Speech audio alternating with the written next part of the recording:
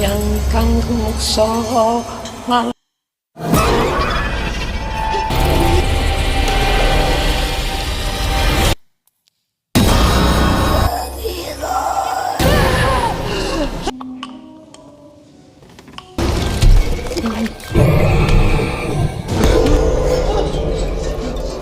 तो फिल्म की शुरुआत में हम देखते हैं कुछ लोग एक छोटी बच्ची को आईने के सामने ले जाकर कह रहे हैं शुद्ध खून के बदले दौलत का दरवाज़ा खोल दो। मतलब वह डीमन को उस बच्ची की ऑफरिंग देकर अमीर बनना चाहते हैं। वहीं पास में एक आदमी खून से लथपथ पड़ा है। सीन कट होता है और हम एरबीना को देखते हैं वॉशरूम साफ करते वक्त। अचानक उसे एक आदमी का साया दिखता है जो पल भर में गायब हो जाता है। फिर अचानक बाथरूम में ढेरों जोंक भर जाती हैं, लेकिन थोड़ी देर बाद वह भी गायब हो जाती हैं। इसके बाद हम एरबीना की मां को देखते हैं जो अपना आईना बंद करती हैं और एक निडिल अपनी उंगली में चुभा लेती हैं। तभी एरबीना आकर पूछती है कि क्या शरीर में नई सुई चुभने जैसा कुछ फील हो रहा है। शायद उसकी मां रोज ऐसा करती है। यहाँ पता चलता है कि एरबीना साइकियाट्रिस्ट को दिखा रही है और दवा लेने के बावजूद उसे हेलुसिनेशंस हो रहे हैं। एरबीना बताती है यह सब हाल ही में शुरू हुआ है। उनकी फैमिली कंडीशन भी काफ़ी ख़राब है। एरबीना माँ से कहती है कि यह घर बेचकर किसी सस्ते किराए के घर में शिफ्ट हो जाते हैं, लेकिन माँ साहब मना कर देती है। अगले दिन सुबह एरबीना का बेटा जोड़ी जिद करता है कि वह अपने दोस्तों के साथ बीच पर जाना चाहता है, लेकिन एरबीना उसे मना कर देती है। जोड़ी नाराज़ हो जाता है तो एरबीना उसे प्यार से मनाती है। फिर हम एरबीना के भाई रियान को देखते हैं। वह बहुत बड़ा जुआरी और कर्ज में डूबा हुआ है। तभी घर के बाहर लेनदार आकर चिल्लाने लगते हैं और तुरंत पैसा मांगते हैं। रियान एरबीना से कहता है कि बाहर जाकर सिचुएशन संभालो। एरबीना साफ कह देती है उसके पास जो पैसे हैं वो 2 वक्त की रोटी के लिए हैं, रियान के कर्ज के लिए नहीं।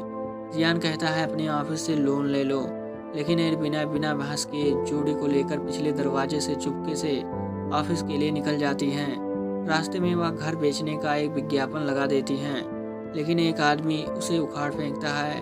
नेक्स्ट सीन में एरबीना अपनी फैक्ट्री पहुंचती है। आज सैलरी डे था। सैलरी हाथ में आते ही वह देखती है कि पुराने लोन की वजह से काफ़ी पैसे कट गए हैं। एरबीना परेशान होकर कहती है उसे पैसों की सख्त ज़रूरत है और नए लोन की मांग करती है, लेकिन बॉस मना कर देता है और ताना मारते हुए कहता है तुम लोन कैसे चुकाओगी।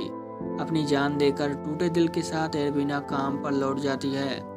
जोड़ी खेलने की जिद करता है, लेकिन काम का वक्त था इसलिए एरबीना मना कर देती है। नाराज होकर जोड़ी चुपके से फैक्ट्री के खतरनाक फ्लाइंग रूम की तरफ चला जाता है। तभी एक भयानक हादसे की आवाज़ आती है। माँ बहुत दर्द हो रहा है। जोड़ी की चीख गूंज उठती है। लोग चिल्लाते हैं बच्चे को बचाओ। जोड़ी को तुरंत हॉस्पिटल ले जाया जाता है, लेकिन उसके इलाज के लिए बहुत बड़ी रकम चाहिए, लगभग 15 मिलियन इंडोनेशियन रुपया।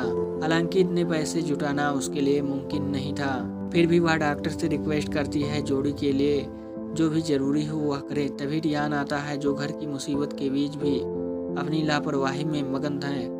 वह फ़ोन पर लॉटरी नंबर की बात कर रहा है और किसी से पैसे उधार मांग रहा है। उसकी तेज़ आवाज़ से जब शोर होता है तब एरबीना उसे रोकती है और याद दिलाती है कि माँ सो रही है। वह गुस्सा जाहिर करती है कि मुसीबत के वक्त रियान ने उसका फ़ोन नहीं उठाया। एरबीना बताती है जोड़ी एक्सीडेंट का शिकार होकर हॉस्पिटल में मौत से लड़ रहा है, लेकिन यह सुनकर भी रियान को कोई अफसोस नहीं होता। उल्टा वह बेरहमी से कहता है तुम अपने बच्चे को तो ठीक से संभाल नहीं सकती और बड़ी बात करती हो।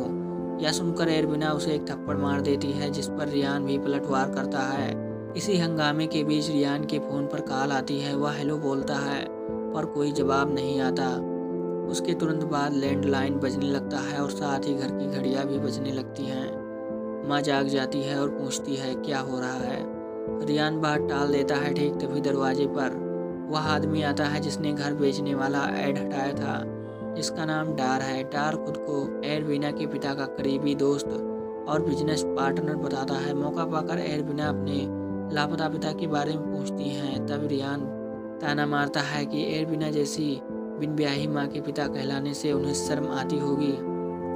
जवाब में एरबीना भी उसे याद दिलाती है कि वह एक शराबी, जुआरी और चोर है जिस पर गर्व करने लायक कुछ नहीं है। खैर, डार बताता है कि आखिरी बार उनके पिता ने एक बड़े प्रोजेक्ट का ऑफर ठुकरा दिया था और तब से उनसे कोई कांटेक्ट नहीं है।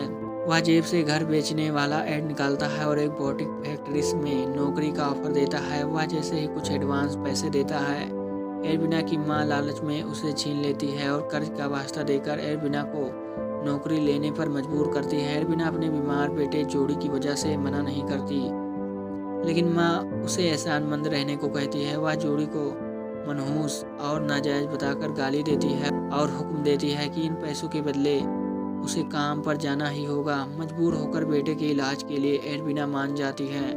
अगले दिन फैक्ट्री जाते वक्त एरबिना नोटिस करती है कि वह जगह मैप पर नहीं दिख रही है। डार बताता है वह जगह बहुत बीहड़ है। बाटिक फैक्ट्री घने जंगल के बीच मौजूद है। अंकल डार मोनो एरबिना को फैक्ट्री के मालिकों से मिलवाते हैं। मालिक ऊपर से काफ़ी फ्रेंडली लगते हैं। उनमें से एक इलियासा उसे पूरी फैक्ट्री घुमाता है। फैक्ट्री दिखाते वक्त इलियासा उसे एक अजीब इंस्ट्रक्शन देता है, शीशे को ढक कर रखो। बातों बात में इलियासा बताता है कि एरबिना के पापा डार और वह खुद कभी दोस्त थे। इस फैक्ट्री को खड़ा करने में उसके पापा का भी हाथ था, लेकिन बिजनेस के चक्कर में उनकी दोस्ती टिक नहीं पाई। एरबिना बताती है कि 7 साल की उम्र से उसके पापा गायब हैं और फिर भी वह उनके लौटने का इंतजार कर रही है। अगले सीन में हम देखते हैं कि एरबिना आधी रात को चुपके से फैक्ट्री में घुसती है और ट्री के लिए एक्स्ट्रा बोटिक बनाने लगती है। फैक्ट्री में काम करते वक्त अचानक छत से टप टप खून टपकने लगता है। इससे पहले कि वह कुछ समझ पाती, उसके सामने धब्ब से एक कटा हुआ सर गिरता है जिसका मुंह बड़बड़ाता है। आईना डर के मारे एरबिना चिल्ला उठती है और उस आवाज़ से बाहर का पहरेदार अलर्ट हो जाता है। एरबिना छिपने के लिए इलियासा के ऑफिस में घुस जाती है। वहाँ उसे अपने पिता की एक फ़ोटो मिलती है। फिर उसे अपने मोबाइल का ख्याल आता है जो इलियासा ने पहले दिन जमा कर लिया था। वह अलमारी में अपना फ़ोन ढूंढने लगती है ताकि जोड़ी की खबर ले सके। ठीक तभी रोने की आवाज़ सुनकर वह पीछे मुड़ती है तो देखती है कि वहीं प्रेग्नेंट महिला खड़ी है जिसने कुछ दिन पहले निकाला गया था, लेकिन उसका चेहरा अब भयानक हो चुका है। वह धीरे धीरे आगे आती है और अपना खून से लथपथ पेट एरबिना को दिखाती है। सीन कट होकर अगली सुबह पर जाता है। एरबिना सोकर उठती है और जैसे ही कंबल हटाती है वह देखती है उसके पूरे शरीर पर ढेरों जोंक रेंग रही हैं। ट्री जल्दी से नमक छिड़क कर उसकी मदद करता है। आखिरकार वह घड़ी आ गई। मिस्टर इलियासा सबके काम का रिजल्ट बताने आते हैं। ट्री का सपना पूरा हो जाता है। उसे ताबान की नई फैक्ट्री में ट्रांसफ़र मिल जाता है जिससे वह बेहद खुश होती है। दूसरी तरफ एरबिना को फिर से हेलुसिनेशंस होने लगते हैं। उसे अपनी आंखों के सामने बीमार जोड़ी दिखाई देता है जो मायूस होकर पूछता है, माँ क्या तुम्हें वह मौका नहीं मिला? एरबिना का दिल टूटने ही वाला था कि तभी इलियासा अनाउंस करते हैं कि बेस्ट काम का स्पेशल बोनस एरबिना को मिल रहा है। बोनस देते हुए मिस्टर इलियासा उसे बधाई देने के बहाने कहते हैं, सबके लिए एक अच्छी मिसाल बनो और नियमों का पालन करो। इसके बाद राम ट्री को अपने साथ ले जाती है। ब्रेक के दौरान अवांग एरबिना को इशारा करता है कि वह जानता है एरबिना ने मिस्टर इलियासा को बेवकूफ़ बनाया है और उसमें कोई खास बात है। शाम को डॉर्मेट्री लौटने पर एरबिना ट्री से अपने हिस्से के बोनस के पैसे मांगती है, लेकिन ट्री बिना कुछ बोले अजीब तरह से अपने मुंह पे हाथ डालकर कुछ निकालने की कोशिश करती है। ट्री के जाने के बाद एरबिना देखती है कि वहाँ ट्री का उखड़ा हुआ एक दांत पड़ा है। शक और डर के मारे एरबिना बाथरूम की तरफ ट्री का पीछा करती है। दरवाजे के छेद से झांकने पर वह देखती है ट्री अपने दांत उखाड़ रही है और उसे एक शब्द सुनाई देता है, आईना। ठीक तभी ट्री दरवाज़ा खोलकर ऐसे बाहर आती है जैसे सब कुछ नॉर्मल हो। वह एरबिना के पास से गुजर जाती है। खतरा महसूस करके एरबिना ट्री को फॉलो करने लगती है। ट्री फैक्ट्री की तरफ जा रही थी, तभी अचानक अवांग एरबिना को खींचकर ऐड में ले आता है। अवांग उसे फैक्ट्री की असली और खौफनाक सच बताता है। वह कहता है कि इलियासा का यह ट्रांसफ़र दरअसल एक बहुत बड़ा धोखा है। हर महीने केल्विन फ्राइडे को एक वर्कर को चुना जाता है और फिर वह वर्कर हमेशा के लिए गायब हो जाता है। अवांग का दोस्त भी ऐसे ही गायब हुआ था। अपनी जान बचाने के लिए वह अब तक चुप था, लेकिन आज उसने सच बता दिया। सब जानकर भी चुप रहने के लिए एरबिना उसे कायर कहती है। ठीक उसी वक्त राम कुछ आदमियों के साथ ट्री को लेकर जंगल की तरफ जाती है। ट्री को बचाने एरबिना अकेली उनका पीछा करती है। बाद में अवांग भी एरबिना के साथ ही को लेता है। वह दोनों जंगल में उन्हें ढूंढते हैं, लेकिन वो जंगल का एक लूप जैसा था। वह बार बार घूमकर उसी जगह वापस आ जाते हैं। अचानक एरवीना को जंगल के एक तरफ अपने पिता दिखाई देते हैं, जो उसे रास्ता दिखाकर एक खास तरफ ले जाते हैं। वहाँ छिपकर वह देखते हैं फैक्ट्री का मालिक राम और उसके बुरे मिलकर एक रिचुअल कर रहे हैं। वह दामियांग नाम के एक डीमन को बुला रहे हैं। मंत्रों से पता चलता है कि वह बेशुमार दौलत के बदले प्योर ब्लड की बलि दे रहे हैं। यानी ट्री का यह ट्रांसफर असल में कोई प्रमोशन नहीं, बल्कि उसे शैतान को ऑफरिंग दी जा रही है। रिचुअल के आखिरी स्टेप में राम आगे आती है और ट्री का गला काट कर उसकी बलि दे देती है। ठीक उसी वक्त एरवीना की माँ भी अपनी उंगली में सुई चुभाकर खून निकालती है और आईने के सामने बैठकर वही मंत्र पढ़ रही होती है। यानी वह अपने घर से ही इस रिचुअल में हिस्सा ले रही है। सीन वापस जंगल में आता है, जहाँ ट्री का खून वेदी पर रखे हुए एक आईने पर लगा दिया जाता है। लेकिन बदकिस्मती से आवांग की लापरवाही की वजह से वह पकड़े जाते हैं। राम उन्हें पकड़ने का ऑर्डर देती है। अफरा तफरी में आवांग पकड़ा जाता है और जान बचाने के लिए एरवीना को पुकारता है, लेकिन अकेली और मजबूर एरवीना के पास भागने के सिवा कोई रास्ता नहीं बचता। दौड़ते हुए एरवीना भी एक पेड़ की डाल से ठोकर खाकर गिर जाती है। वह आंखें खोलती है तो देखती है उसकी पूरी फैमिली डिनर टेबल पर बैठी है। जोड़ी एरवीना से अपने हाथों से खिलाने की जिद करता है। उसकी माँ कहती है अगर एरवीना हमेशा के लिए फैक्ट्री में रुक जाए तो जोड़ी फिर कभी बीमार नहीं होगा। रियान को जॉब मिल जाएगी और उनके घर में कभी किसी चीज़ की कमी नहीं होगी। वह जानना चाहते हैं कि एरवीना फैक्ट्री में रुकना चाहती है या नहीं। वह सुनकर एरवीना दुविधा में पड़ जाती है। तभी जोड़ी बोल पड़ता है कि माँ अब हमसे प्यार नहीं करती। अचानक एरवीना की माँ का ममता भरा रूप एक क्रूर और हिंसक रूप ले लेता है। एरवीना को एहसान फरामोश कहती है और जोड़ी को नाजायज औलाद बोलकर बेइज्जत करती है। वह अजीब तरह से टेबल के ऊपर रेंगते हुए एरवीना के पास आती है और उस फैक्ट्री में ही रहने का हुक्म देती है। इस पर एरवीना का खून खौल उठता है। वो एक फार्क उठाकर अपनी माँ के गले में स्टेप कर देती है। होश आते ही वह देखती है कि उसने अपनी माँ को नहीं बल्कि फैक्ट्री की उस क्रूर औरत राम को मार डाला है। इसके बाद एरवीना फैक्ट्री की तरफ दौड़ती है। रास्ते में उसे खून से लथपथ ट्री मिलती है।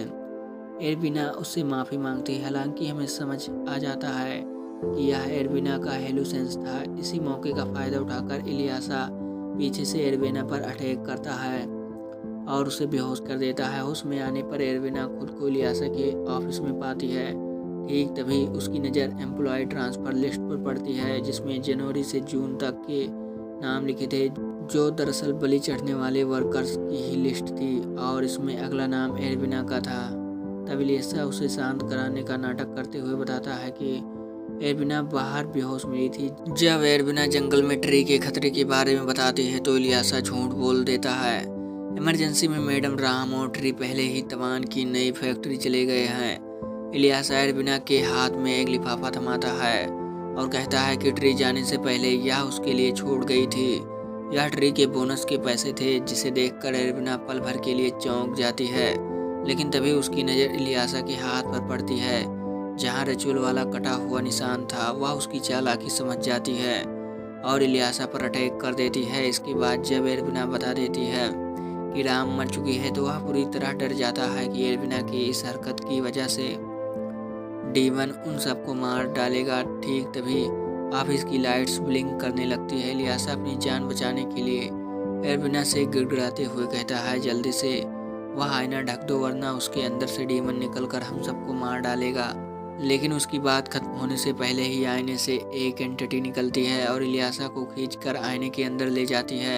एरवीना वहां से भागकर फैक्ट्री के फॉरबिडन रूम में छिप जाती है। वहां उसे रिचुअल का सामान और दांतों से बनी माला दिखाई देती है और उसे आवांग भी मिल जाता है। दोनों मिलकर भागने का रास्ता ढूंढते हैं और एक सीक्रेट रूम में पहुंचते हैं, जो किसी जेल के सेल जैसा था। वह फैक्ट्री के कई वर्कर्स और मैडम राम के फॉलोअर्स की लाशों का ढेर लगा था, जिनकी बेरहमी से बलि दी गई थी। ठीक तभी आवांग का बर्ताव अजीब हो जाता है। वह जोर जोर से हंसने लगता है और गाना चलाकर अजीबोगरीब डांस शुरू कर देता है। एरवीना शक होने पर दीवार पर लगे आईने से कपड़ा हटाती है और डर जाती है। आईने में आवांग की परछाई की जगह एक भयानक शैतान का चेहरा दिखता है। दरअसल आवांग को शैतान पहले ही पूरी तरह पजेश कर चुका था। इसके बाद आवांग एरवीना को जोर से जमीन पर पटक देता है और उसे एक फ्लैशबैक दिखाता है। फैक्ट्री की दौलत और रुतबा बढ़ाने के लिए राम, इलियासा और डार ने ब्लैक मैजिक का सहारा लिया था। एरबिना के पिता ने इस अन्याय का विरोध किया था, लेकिन वह सोच भी नहीं पाए कि उनकी अपनी पत्नी भी इसमें मिली हुई थी। गरीबी से बचने के लिए एरबिना की मां ने उसी दिन एरबिना को शैतान को सौंपने की कसम खाई थी। फिर राम ने एरबिना के पिता का गला काट कर हत्या कर दी और एरबिना को अब तक सिर्फ एक ही वजह से जिंदा रखा गया था, ताकि सही वक्त आने पर उसकी बलि दी जा सके। एरबिना को अब समझ आ जाता है इस पूरे नर्क में उसकी माँ भी शामिल थी।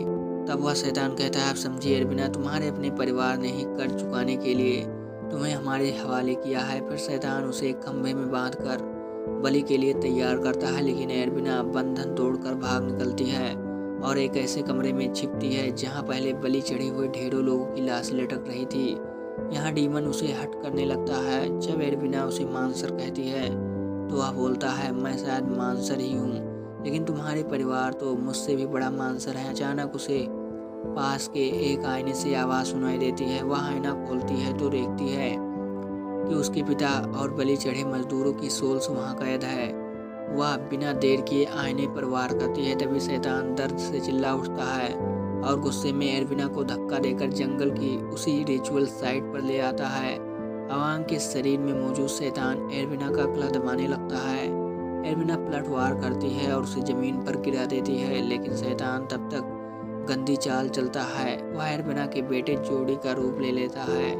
ममता की वजह से एरबिना ठिठक जाती है, लेकिन अगले ही पल जोड़ी का चेहरा बिगड़कर भयानक हो जाता है और वह एरबिना पर फिर से अटैक करता है। एरबिना समझ जाती है कि यह उसका बेटा जोड़ी नहीं, यह मेंटल टॉर्चर बर्दाश्त न कर पाने पर एरबिना अपनी ही जान लेने का फैसला करती है। हैरानी की बात यह होती है, उसकी हर चोट का असर शैतान के शरीर पर भी होता है। आखिरकार वेदी का आईना ब्लास्ट हो जाता है और अवांग की बॉडी से डीमन निकल जाता है। दूसरी तरफ एरबिना के शरीर पर खरोच तक नहीं आती है। आखिरकार उसके पापा की सोल आकर उसे गले लगा लेती है। वो उसे अलविदा कहकर हवा में गायब हो जाते हैं। जब नशा उतरता है तो एरबिना देखती है कि वह ट्री और अवांग की लाशें पड़ी हैं। सब खत्म होने के बाद वह घर वापस आती है। रिचुअल फेल होने की वजह से उसकी माँ मौत के मुंह में थी। एरबिना माँ के सामने बैठती है, मुस्कुराती है और वह आईना खोल देती है। रूम से निकलने से पहले वह वही सीजर निकालती है जिससे उसने सारी एविल एनर्जी को खत्म किया था। वह उस सीजर से माँ के हाथ की नस काट देती है ताकि खून बहने से वह भी मर जाए। रूम से बाहर आते ही उसे अपना बेटा जोड़ी वापस मिल जाता है। हालांकि जोड़ी का चेहरा आग से झुलस गया था, लेकिन वह जिंदा है। मूवी के पोस्ट क्रेडिट सीन में हम डार मोनो को देखते हैं। वह नए शिकार की तलाश में गरीब और मजबूर लोगों को मोटी सैलरी का लालच देकर फिर से उसी मौत के कुएं में ले जाने का जाल बिछा रहा है और यह मूवी यहीं खत्म हो जाती है।